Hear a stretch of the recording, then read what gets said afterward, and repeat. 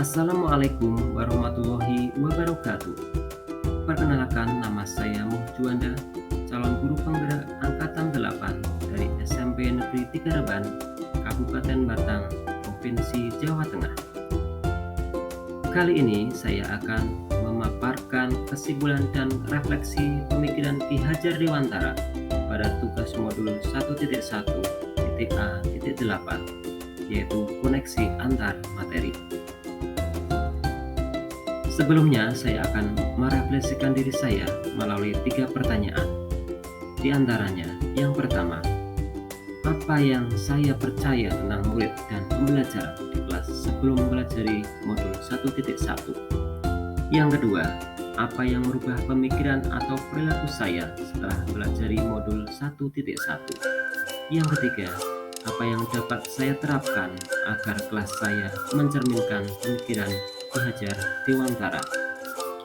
Saya percaya tentang murid di kelas sebelum mempelajari modul 1.1 bahwa yang pertama, guru merupakan teacher center.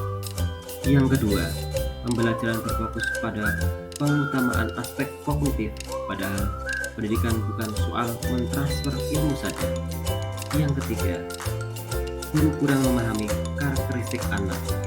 Saya cenderung menyamaratakan kemampuan anak dengan melakukan pembelajaran dengan zona nyaman saya tanpa memahami perbedaan. Yang keempat, siswa cenderung pasif dan motivasi belajar mereka sangat rendah. Yang kelima, saya salah ternyata dengan suasana yang tertib, tenang, tidak menjamin keberhasilan pendidikan.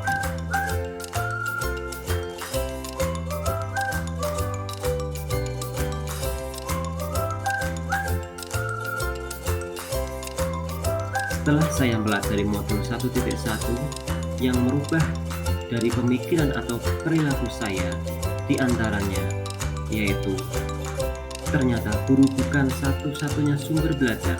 Apapun yang ada di sekitar kita dapat digunakan sebagai sumber belajar anak. Anak bebas memilih sumber apa dan dari mana yang akan mereka gunakan untuk belajar. Tugas guru hanyalah menuntun, mengarahkan yang baik dan buruk. Kemudian belajar menjadi berpusat pada anak, atau dengan kata lain, student center. Kemudian saya dapat lebih menghargai perbedaan karakteristik masing-masing anak, dan saya dapat menuntun anak sesuai dengan kodratnya masing-masing.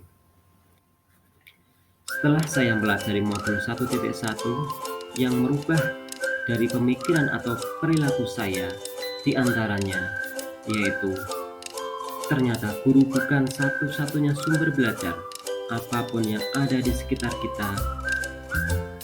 Dari perubahan perilaku saya antara lain, seorang guru dapat mengemas pembelajaran secara menarik agar motivasi belajar siswa semakin meningkat. Yang kedua, dalam pembelajaran seharusnya seorang guru dapat memerdekakan siswanya. Salah satu contohnya adalah memberikan kebebasan kepada anak untuk menyelesaikan setiap tugasnya sesuai dengan minat dan bakatnya dan sesuai dengan kreativitasnya masing-masing. Berikutnya, sebagai seorang pendidik, seharusnya lebih cermat dalam mengamati karakteristik peserta didik melalui observasi, wawancara, atau pendekatan personal agar kita lebih mengenal siswa-siswa.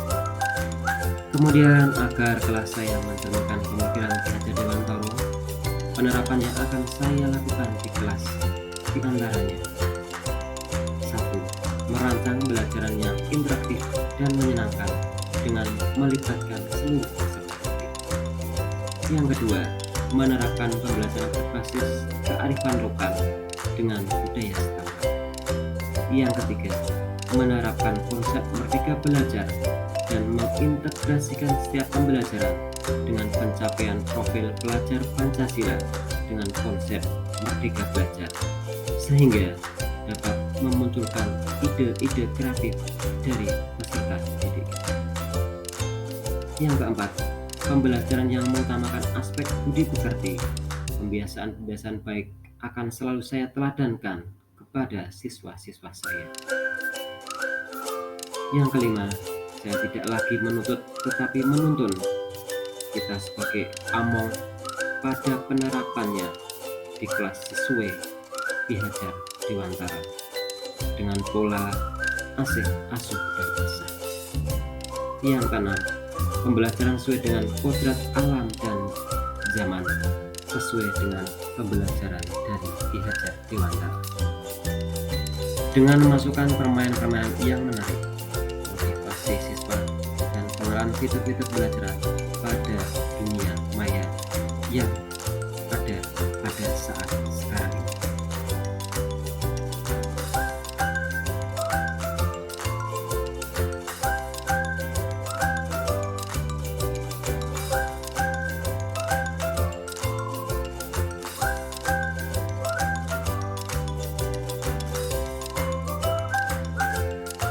Kemudian dapat saya simpulkan dari pemikiran-pemikiran saya dan dari inspirasi filosofi pemikiran Ki Hajar Dewantara.